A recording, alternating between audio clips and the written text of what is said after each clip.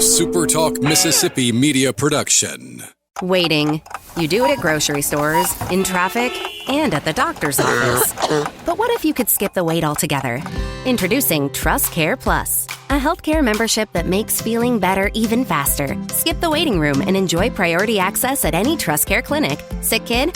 Text your care crew day or night. Get discounts on prescriptions and so much more. Wait no more. Feeling better just got a whole lot faster. Join Trust Care Plus today. Plans start from just $15 a month. Learn more at trustcarehealth.com/plus. So pre-record on my count. 7, 6, 5, 4, 3, 2, roll A, fade up on A.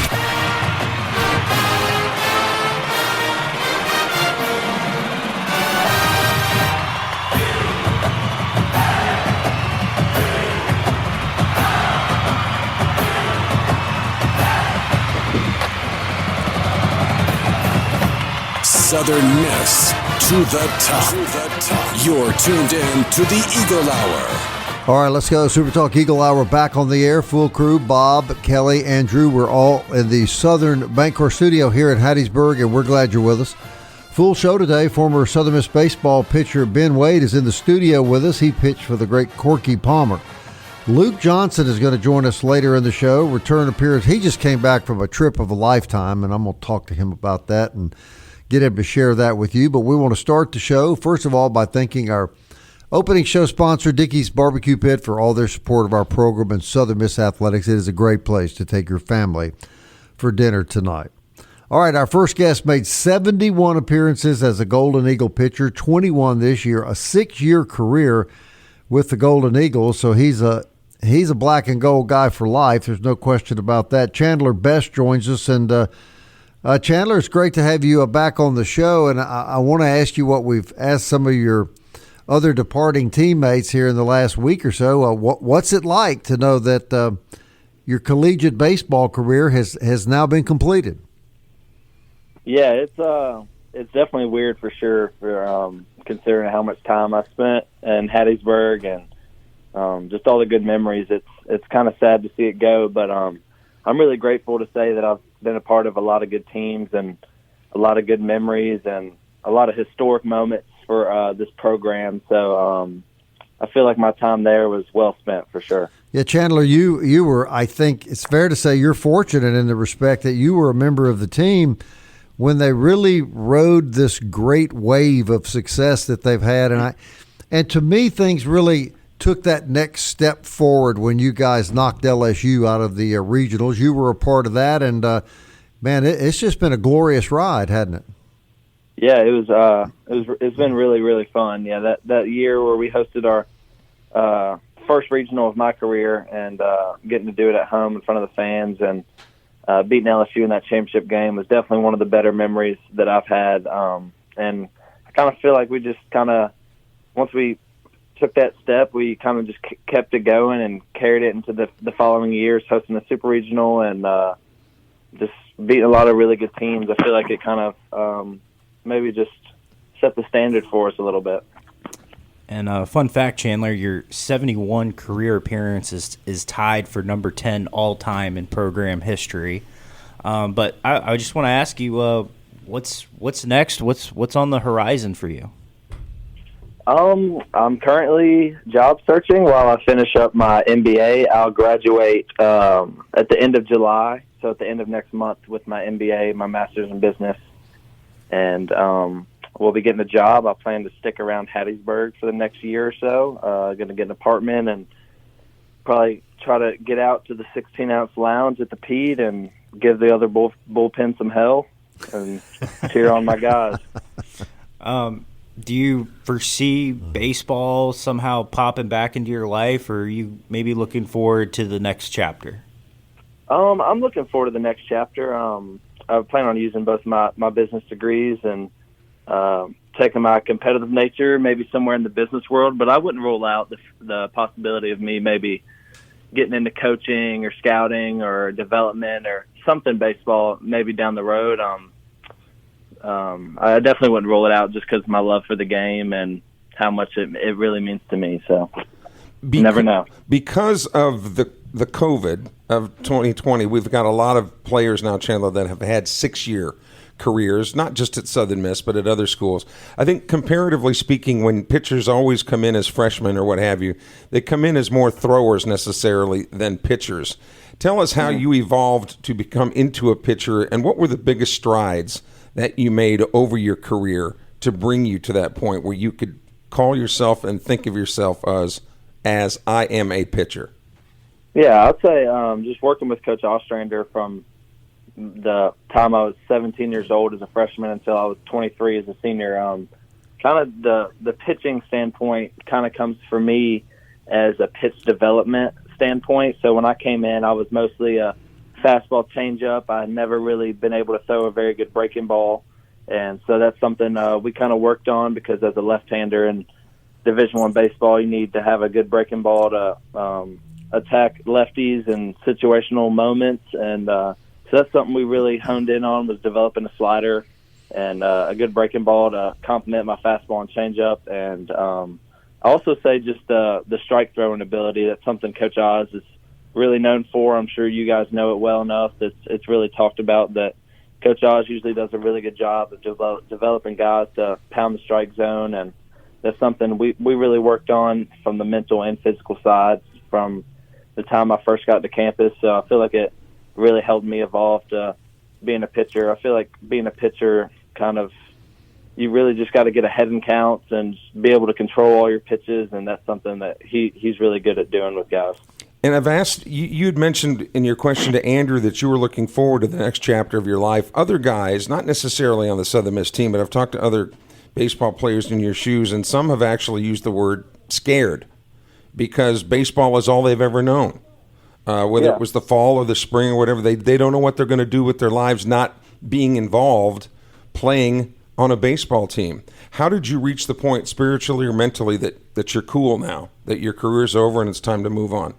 Yeah, like I said, I've had such a successful and memory-filled career at Southern Miss. I feel like the transition might be easier for guys like me and Carson Pato if he's done, and just Matt Adams, some of my closest buddies, because I feel like it'd be different if I was at a school for 4 years and we didn't have much success and it all ended, and I just felt like there was so much left out there, like some what ifs and like just some successes that I wish I had. But I mean, we were all blessed enough to be at such a great university for so long and have so many wins and so many great moments that I feel like looking back on it, I can truthfully say that I gave it all I had, and I have so many good memories and friends to look back on and be thankful for that.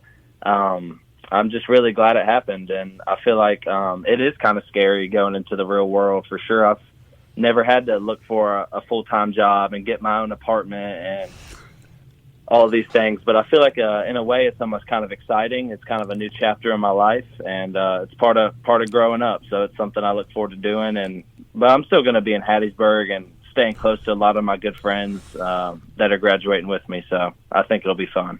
No baseball player ever leaves Hattiesburg, Chandler, it seems, and those that have to go away always seem to come back, which we're happy to have you guys here. Couple minutes left. I don't know that we've ever asked a player this question, but we've talked about this a good bit. Chandler, why do you think Southern Miss has been so successful in not losing its key players to the portal like so many other schools have? Only one that I recall that was really an integral part of the team has ever left under those circumstances. Why is that? Yeah, I mean, it's easy from the outside looking in to say that it's because we win a lot of games or we're good at developing players and stuff like that. But I can honestly say I feel like it's from the inside. I feel like it's from the culture that these coaches build inside and the relationships in the locker room. Like we're all so close-knit that I feel like it's almost like it's always super emotional for guys when they leave. Like in the past when we do have guys leave, it's like a really hard decision, I feel like, for guys. I feel like sometimes some guys would rather just stick it out and have great relationships than transfer somewhere and not have great relationships and get to keep playing more. And I feel like it's just a testament to how close our teams are, and I feel like it starts with the coaching staff preaching to us about team chemistry and being a brotherhood, and the strength coach we have, and both the Macavickas. It's really just the whole culture inside the locker room, I feel like, that just helps retain guys, I think. My observation is it's a really close-knit family. Yeah, and it's a fraternity that only you guys can be a part of. Is that a correct assumption? Yeah, 100%. I think you hit the nail on the head. It definitely feels like you're part of something special when you're there, and we feel special. These fans make us feel special when we're out in public, and someone comes by our table at dinner and wants to take a picture with you, or a kid recognizes you. It's a really special place, and it makes everyone feel special, and everyone loves it here. Well, you've been a big part of it, Chandler. There's no question about that. 71 appearances over 6 years, and we're all grateful for your contribution to this baseball program, and we wish you nothing but the very best.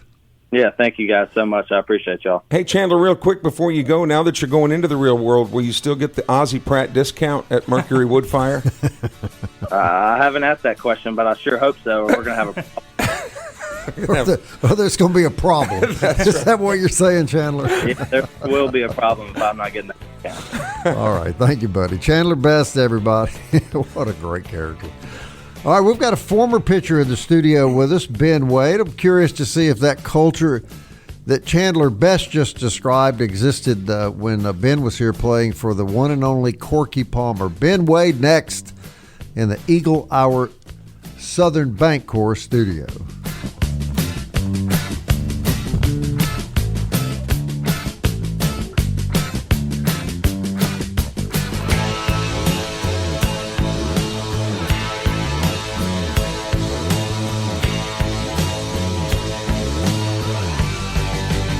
Robinson Electric Supply in Laurel is a wholesaler and distributor that has been powering our community for over 20 years. With everything from conduits to tape, tools to home automation devices, if you can think of it, we supply it. All you need to do is talk us through the project at hand, and we'll ensure you're equipped to get it done right. To get all the electrical supplies you need, visit Robinson Electric at 519 North 13th Avenue or call us at 601-649-1317. Hey, Southern Miss fans, TrustCare Health is proud to support the Golden Eagles and help keep our community in top shape, whether you're cheering at the Rock or the Peak. TrustCare has your back with convenient walk-in clinics and top-notch care for your urgent, primary, and kids' care needs. From game day injuries to everyday health needs, TrustCare is your go-to team. Visit us in Hattiesburg and Laurel, and let's keep the spirit of Southern Miss soaring to the top. Visit TrustCareHealth.com for more details. TrustCare Health. Feel better faster. The Eagle Hour. Southern Miss to the top. All right, welcome back. I want to thank Chandler Best for joining us. It's been fun talking to these young men that are ending their baseball careers, and Chandler Best moving into the real world. I guess, Kelly, we all have to do it. I've just been amazed at the number of these guys that are getting master's degrees. Correct. That's really good, though. And they're all staying here, have you noticed? Not one of them said they're leaving. So, now they're all looking for jobs, though, too. I'm correct, sure if right. Nashville came calling with a nice offer. Campus Book Mart on Hardy Street sponsors this segment of the program. That's, of course, where you get all your Southern Miss apparel, and we always want you to say hello to Miss Kathleen. Also want to thank MCS Home Center out in Bellevue, 7329 US 98 West. Great new facility. Great store for your home, for your lawn, for your garden. Fully stocked. Tons and tons of merchandise, thousands of square feet, and a great local staff that's eager to serve you. That's at MCS Home Center in Bellevue. And before we move on, don't forget about the SuperTalk Eagle Hour podcast. You can hear it every day on Apple, Audible, Spotify, Stitcher, TuneIn, YouTube, or you can tell Alexa or Siri to play the SuperTalk Eagle Hour. Kelly, you brought this fine guest in the studio. I'll let you introduce him. Ben Wade is with us, who played for Corky Palmer in the early 2000s, right-handed pitcher, graduated from North Forest High School. I think in the history of the show, Ben, this is the only time we've ever had back-to-back North Forest grads, with Jeff Cook being on yesterday and you on today. And we welcome you. Of course, you're born in Mississippi, then moved to Alabama, only to come back to Mississippi and play your sophomore, junior, and senior years at North Forest. And for Coach Freeman, Oliver Johnson had been there for many, many years. But as we welcome you, North Forest back in the day, had some pretty good, athletic teams, but you didn't have the advantage of being in the Hattiesburg baseball network, so to speak, because you had been living in Alabama. So what put Ben Wade's name on the map at Southern Miss in the recruiting process? Oh, man. Well, hey, look, thank you guys for having me. First of all, it's a lot of fun to be here. But, man, I think – so, yeah, my story's a little bit unique in that. And I always kind of felt like an outsider a little bit in high school because I didn't have the Dixie Youth connections here in Hattiesburg. But it was a camp – I believe the summer after my sophomore year. So I always was interested in Southern Miss. Our family was still in Hattiesburg even when we lived in Alabama. And so my grandparents were here, and we would come back every summer and holidays. And so we were Southern Miss fans in Northeast Alabama, right? And so and then with the North Forest connection and Jeff Cook, and just took a lot of interest in Southern Miss, and it was a place that I always had my eyes on. And so when we moved back down here, just always wanted to play at Southern Miss. And so went to a camp summer after sophomore year, and I'll never forget, we were in the bullpen, which is what's the visitors' bullpen now. And Coach Palmer got up out of his chair during one of my bullpen sessions. Which just to get Corky up out of his chair was something. And started calling my pitches. Like, I remember that. Kind of took notice, started calling my pitches, telling me what to throw. And my bullpen session was over, and he said, "Hey, you're going to be an Eagle one day." And I really think that was the first time in my life that I was like, oh, I might have a shot, like to play. And from that conversation, it was, hey, I'm going to Southern Miss. That's where I'm going to play if I have the chance. What is your favorite Corkyism or just Corky stories that you've got off the top of your head? Oh, man. So listening to Chandlar in the earlier segment, it hit me. I told Patrick Ezel the other day, good friend of mine, former teammate. I told him the other day, I said, hey, you realize that to these guys that are playing now, what's the equivalent is the guys that were playing in 1984, 1985 for us. That was a hard pill to swallow because we were talking the same thing. He was headed to speak somewhere, and he was like, hey, what story should I share? But, man, I think one of the things about Coach Palmer that was always so unique is what he would be convinced early on that we were going to lose the game. Like we would be 2 or 3 batters in, and he was convinced that like we might as well move on to the next one. And Coach Berry would spend quite a good bit of time to just say, hey, just hang in there with us a little longer, and then so that always kind of stands out. But yeah, when Chandlar Best, when you were in the studio and Chandlar Best was talking about the culture at Southern Miss, Ben Wade, I couldn't help but see you nodding your head that you totally understood what he was talking about. Take it from there. Yeah, man, I think so. I think that is what makes this place so special and unique. My career did not pan out and play out like I had envisioned or like Coach Palmer had envisioned. Honestly, I signed and came on at a time. I think about that 04-05 time was about 2 or 3 regionals in a row. Like that's kind of where that run started, like in 03.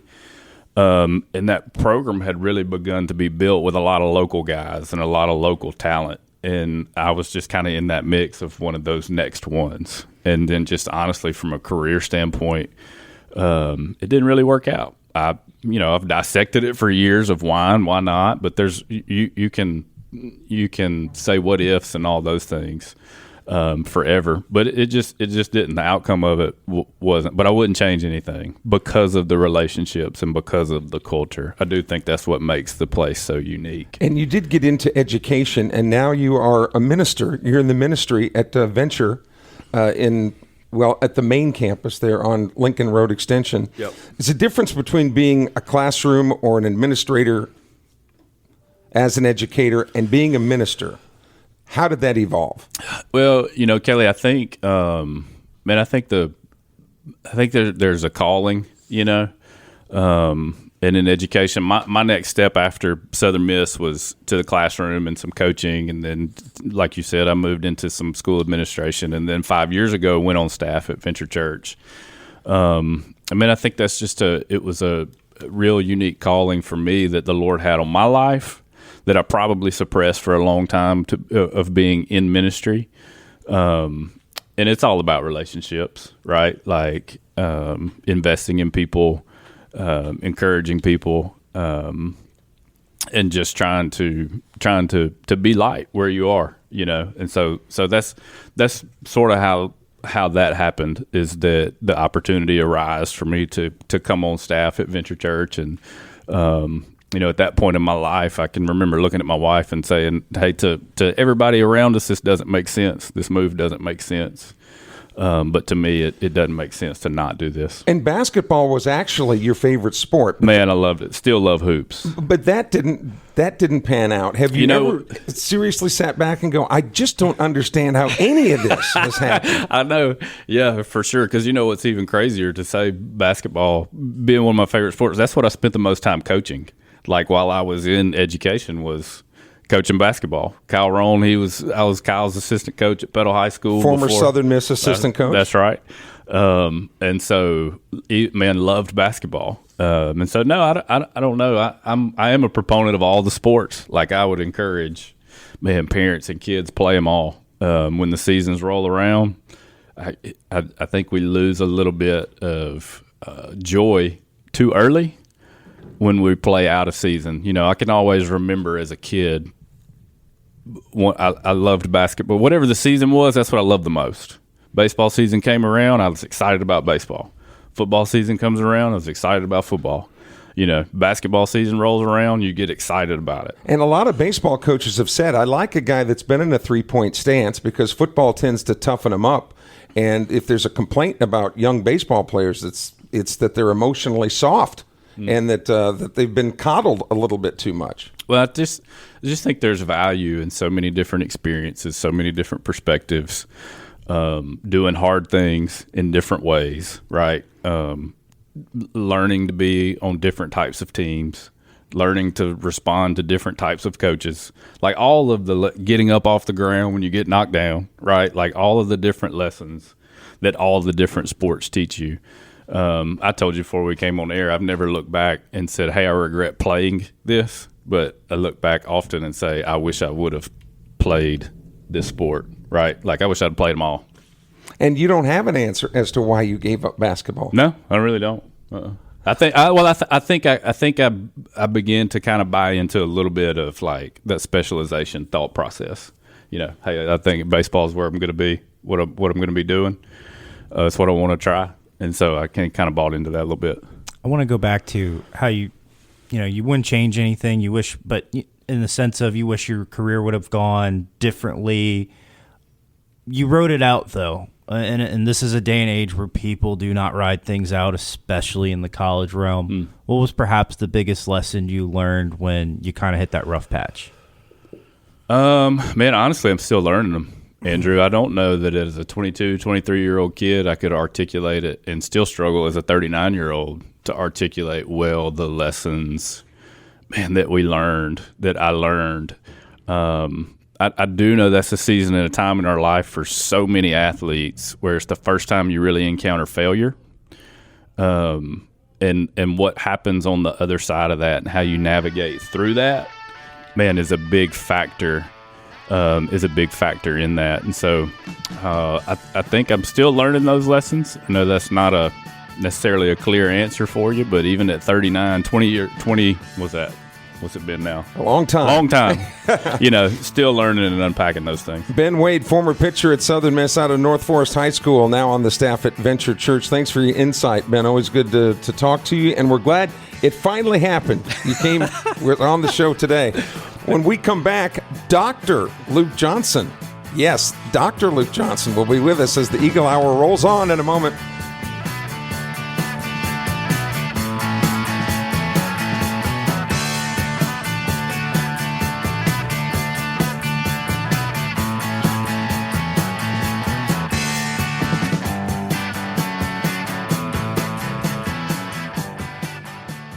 You're tuned in to the Eagle Hour. The Eagle Hour. Southern Miss to the top.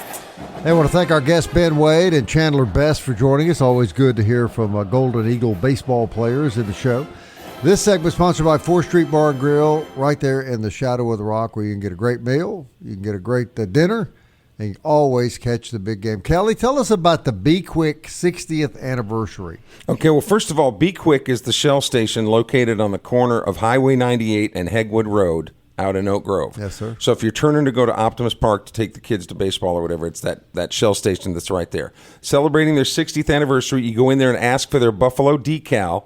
And normally I know people aren't big fans of putting stuff on their cars, but if you do here, they're going to have spotters driving around the area trying to spot these cars that have those decals on them. And if yours has one, then they'll post the winning car numbers and stuff, license tags, at the location there at Be Quick, and you could win a fabulous prize if that sticker is found on your car. And Andrew, can you tell me anything about the Pine Belt News? I can if you want me to. Go right ahead. You can subscribe for $35 a year. We cover all sports and news in Forest and Lamar counties. If you live outside those counties, it's $55 annually per year.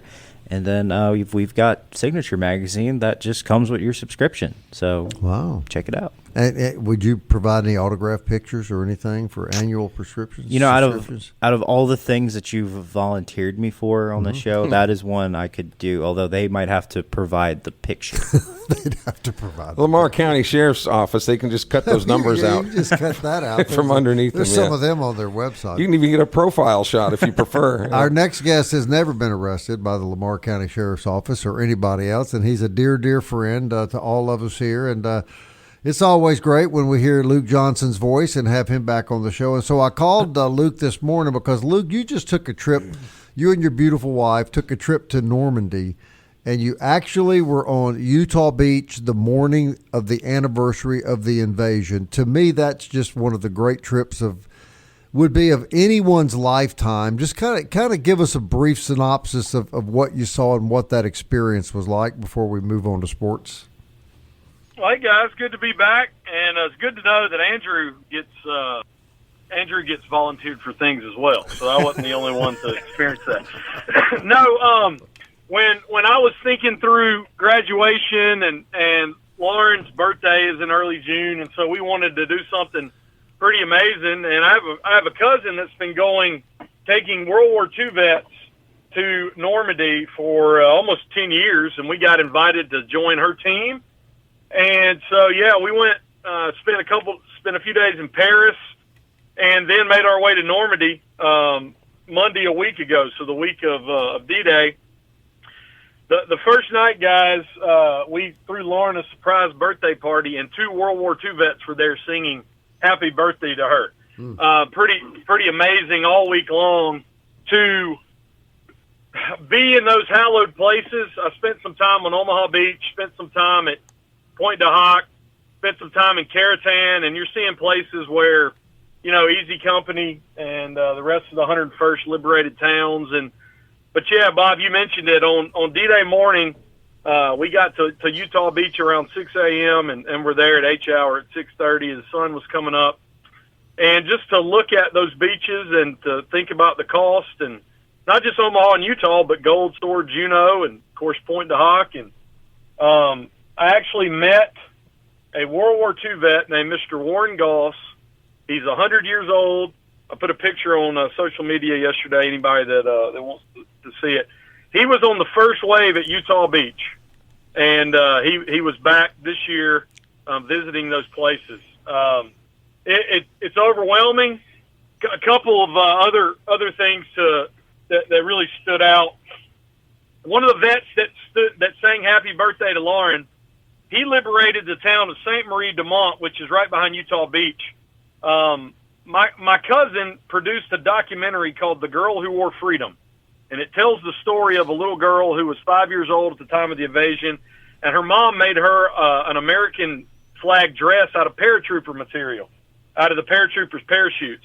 And it's a pretty iconic historical picture. So she was in the town that was liberated on June the 7th.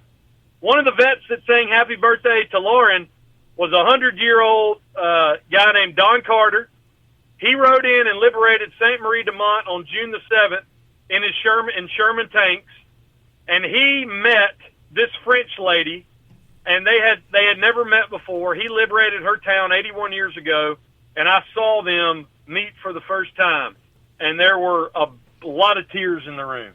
All week long, people coming up, thanking us for bringing World War II vets, thanking us for what our country did to liberate them. So it was one of those trips you'd be hard-pressed to find something more memorable, and the experiences that Lauren and I had over 7 days. It was amazing. It sounds remarkable. Imagine how remarkable it is, Kelly, that you survived the first wave of D-Day. You survived all of that, and then you lived to be 100 years old, and you were so healthy that you could go back to the anniversary. I think it could be a blessing and kind of a curse. I imagine that there are a lot of melancholy, a lot of, I'm sure, bad. And my father actually trained some of those guys in the LSTs. Yeah, no. So there's a lot of memory on the Sander side as well. But what a cool experience! Just a bucket lift trip, buddy, and kudos to you for going over there. And I know from our friendship how personal that is to you, and what a supporter you are of veterans and all of those that have sacrificed on our behalf. And I'm grateful to you for that. All right, while you were gone, Golden Eagles in the baseball season, but 47 wins against 15 losses, Andrew? 16 losses. Still another remarkable year, Luke, but is it fair to say that we've reached a level where even a year like that, in the end, you still feel some disappointment? Yeah, I was staying up late, getting up early to follow games on the plane, and even when we were in Paris. But yeah, it's one of those things, and you guys probably talked about this leading up to the regional, but it's one of those things now where if you're, a Southern Miss baseball program is given the benefit of the doubt in committee rooms and, national polls. You looked, after the Marshall series early on, and, this team was going to be a 2 or a 3 seed somewhere, and you end up hosting, and you end up being 47 wins. I think for a lot of people, the stumbling game one of the regional was where the disappointment was, because the guys, man, they played their tails off. And how about Carson Pato? I'm late to the party commenting on all this, I know, but, what a way to go out. I think that the disappointment comes because you had, a Ferris Trophy winner, and you had a potent lineup, and one game got them, But that's the way baseball is. But you want to talk about 47 wins, you host the regional, you win 24 games in the conference, and you're coming second place because Coastal is now in the College World Series. But I'll tell you what, we just reload, and they'll reload, and some of these pieces that are going to be gone that you'll get drafted or graduated, Oz is just going to reload. I mean, it's people don't need to take it for granted because it's pretty amazing what's happening. Luke, as an M Club member, and with Charles Huff now coming in to take over the football reins. Hall of Fame member. Oh, Hall of Fame member and as doctor. well. And doctor. That's doctor. Right. Dr. Luke Johnson. And married to Lauren. Yeah. That's the most important big one. Yeah, that's the big one. I'm going to ask you a question and as to how you answer it, because we're getting a lot of these questions now. How's the Eagle football team going to be this year? What are realistic expectations? What do you think about Coach Huff? Go. Well, you've got – I was going through the schedule today, just glancing at it. I mean, you got, 4 out of the first 5 games at home, and then you got 3 out of 4 on the road, and then you close with 2 of 3 at home. I mean, 7 home games, you got a big opportunity. The Jacksonville State and of course, the Mississippi State will be kind of the toss-up games, but, I mean, you could be 3-2, possibly 4-1 if things go right through that. I do think because of the previous coaching staff, people may have more realistic expectations now and understanding, what it takes. At the same time, we've seen what Charles Huff did with flipping the roster absolutely upside down, top 5 portal class in the country. So I would hope I would expect at least 7 wins, maybe 8. I don't think I'm out of bounds by saying that. I don't want to be unrealistic on that. I think any of us would take a winning season. If you told me that right now, I'd take it. But I do think with the experience that comes back, and because a lot of these guys aren't learning new systems, right? I mean, a core positions, particularly at quarterback and some of the others, they're just implementing where they came from. So I think that's crucial, and I think that's what probably positive expectations won't be like unrealistic in that sense of winning season. Hey, man, thanks for jumping on. It's always good to hear from you, and glad you and Lauren got to experience that magical trip, brother. Absolutely. Good to hang with you guys. Have a great day. All right, Luke Johnson. Dr. Luke Johnson. And don't you forget it. More about the football team, though, in news and notes. Athlon has come out with its first projections for the upcoming football season. You guys? Yeah, what do they know? Are you there? Hello? Is my break?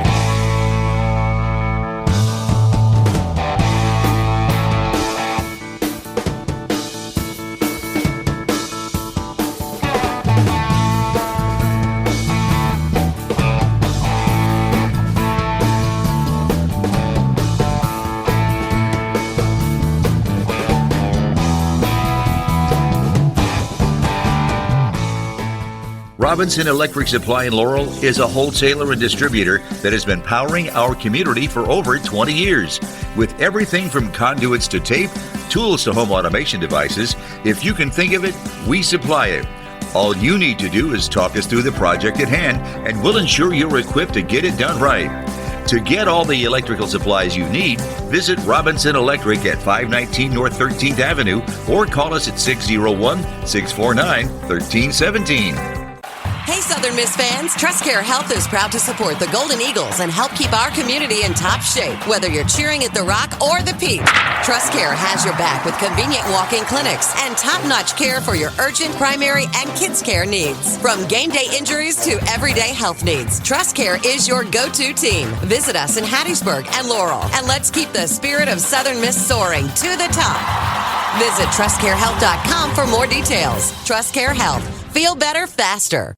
Southern Miss to the top. To the top. You're tuned in to the Eagle Hour. Some days it's a good thing we don't have SuperTalk TV on the Eagle Hour. Well, I heard something about in one of our ads during one of the breaks about SuperTalk Mississippi TV. Yeah, they know better than to put it on this show. But we're not going to be on. No. Okay. I think we'd get canceled. I think probably. Andrew just sharing some pictures of some future Southern Miss athletes that are coming in. I would just have to.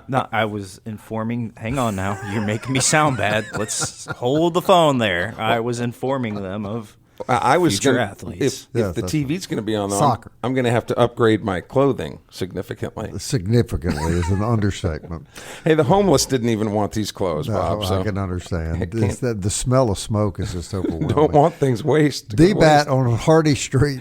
Luke Reynolds doesn't wear clothes that were in fire sales, but maybe Kelly can introduce him to that.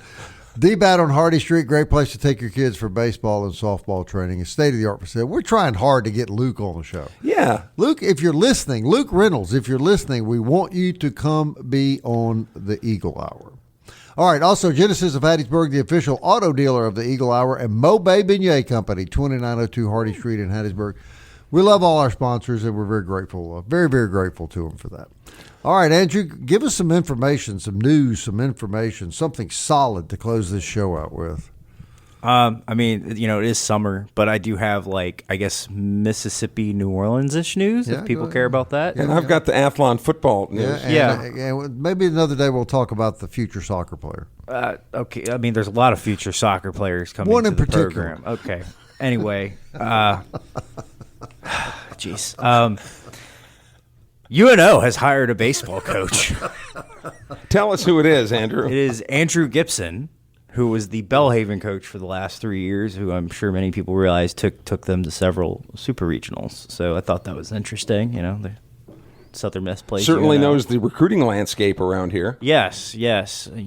Thank you, Kelly, for contributing. I'm like somebody who can't get their head out the gutter. Yes, Andrew's mind is a little scattered not here. Mine, no, not mine. In other news and notes, the Athlon people Kelly. have come out with their first football prognostications, their first football magazine for the upcoming fall, and they have put out where they think Southern Miss and how Southern Miss is going to do under Charles Huff in their first year. Excuse me. That was that shrimp salad I had for lunch. And then in the West, they've got Texas State winning the West. Again, yes. And maybe they'll do better than they did last year when they were projected to win the West.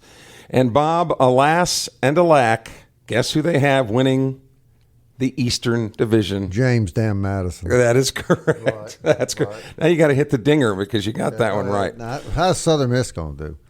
According to I'm going to get there. All right. In the East, they've got James Madison winning it with a close second to Old Dominion, which has slowly been on the rise.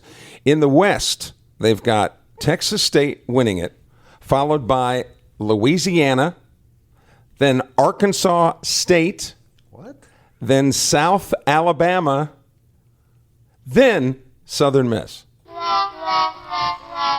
They've got the Eagles picked 5th in the West. I would like to Arkansas point out State. Georgia Southern was picked to finish second. Old Dominion was third. Thank you for. And Arkansas State.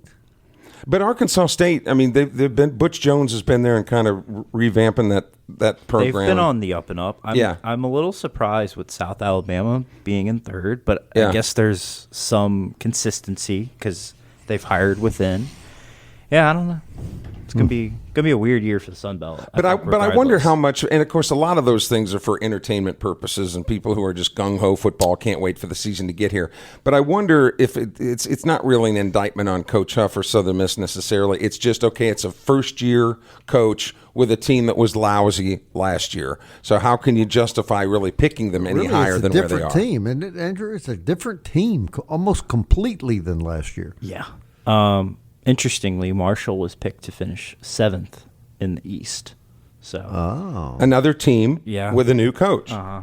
So I just think the trend is to, regardless of what the talent might be like or the coaching staffs, teams with new coaches don't tend to get the respect in these preseason prognostications. No. And when you look at the preseason prognostications, no, they weren't even close to the way the standings finished last year. But also, I think, we still are thinking of, football coaches particularly get 3-4 years to, kind of build the program in their eyes. In the past, correct. Now with the portal, 1 year, maybe 2 max is kind of the leash now. So I think that's another thing to consider now. Real quick, only about 25 seconds left. Andrew, I'm going to throw this at you. You do this for a living. Mississippi State, obviously a lower echelon SEC team. They didn't have a good year last year, but still an SEC football team. How big a test is that for Charles Huff to start the year? Yeah, it's a strange game because I don't think either team is going to quite know what they have going into it. It is one of the strangest, Southern Miss Mississippi State matchups in memory, as well as Week 1, because they were both really bad last year, and right. One could be better than the other, but one's supposed to win. I'm not a betting man, but if you like teams to cover spreads, I think that'd be one to bet on. There we go. It's going to be here before we know it. Media Day next month. Yep. All right. We'll be back. Thank you as always for listening. We'll be back tomorrow at 1 o'clock. Southern Miss. To the top. Time keeps on slipping, slipping, slipping into the future. I wanna fly like an eagle to the sea. Fly like an eagle, let my spirit carry me. I want to fly like an eagle till I'm free. I go through the revolution. Waiting. You do it at grocery stores, in traffic, and at the doctor's office. But what if you could skip the wait altogether? Introducing Trust Care Plus, a healthcare membership that makes feeling better even faster. Skip the waiting room and enjoy priority access at any Trust Care clinic. Sick kid? Text your care crew day or night. Get discounts on prescriptions and so much more. Wait no more. Feeling better just got a whole lot faster. Join Trust Care Plus today. Plans start from just $15 a month. Learn more at trustcarehealth.com/plus. A SuperTalk Mississippi media production.